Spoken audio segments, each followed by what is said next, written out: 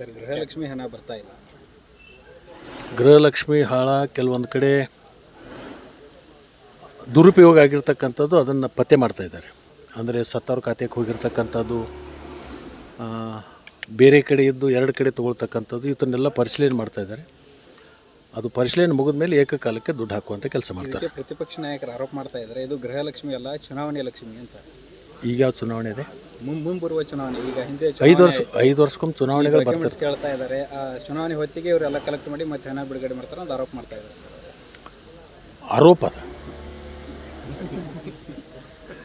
ನಿನ್ನ ಮೇಲೆ ಒಂದು ಆರೋಪ ಸಿದ್ಧ ಆಗ್ಬೇಕಲ್ಲ. ಆರೋಪ ವಿರೋಧ ಪಕ್ಷದವ್ರು ಇರೋದೇ ಆರೋಪ ಮಾಡಲಿಕ್ಕೆ, ನಮ್ಮನ್ನು ಹೊಗಳಕ್ಕಲ್ಲ.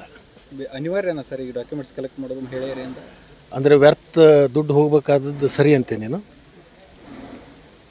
ಈಗ ನಿನ್ನ ತಿಂಗಳಿಗೆ ನಿನ್ನ ಮೀಡಿಯಾದವರು, ನಿನ್ನ ಸಂಸ್ಥೆಯವರು ನಿನಗೊಂದು ಸಂಬಳ ಕೊಡ್ತಾರೆ ಒಂದು ತಿಂಗಳಿಗೆ. ಒಂದೇ ಸಲ ತಗೋತೆ, 2 ಸಲ ತಗೋತೇವೆ? ಇಲ್ಲ, ತಿಂಗಳಿಗೆ ಒಂದು ಸಲ ತಗೋತೆ, 2 ಸಲ ತಗೋತೆ? ಒಂದು ಸಲ ತೊಗೋಬೇಕು, 2 ಸಲ ತೊಗೋಬೇಕು? ಅದನ್ನು ಮಾಡ್ತಾರೆ.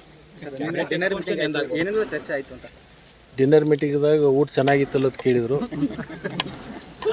ಡಿನ್ನರ್ ಮೀಟಿಂಗ್ದಾಗ ಯಾವುದೂ ಚರ್ಚೆ ಆಗಿಲ್ಲ, ಯಾವುದೇ ರಾಜಕೀಯ ಚರ್ಚೆ ಇಲ್ಲ, ಏನಿಲ್ಲ.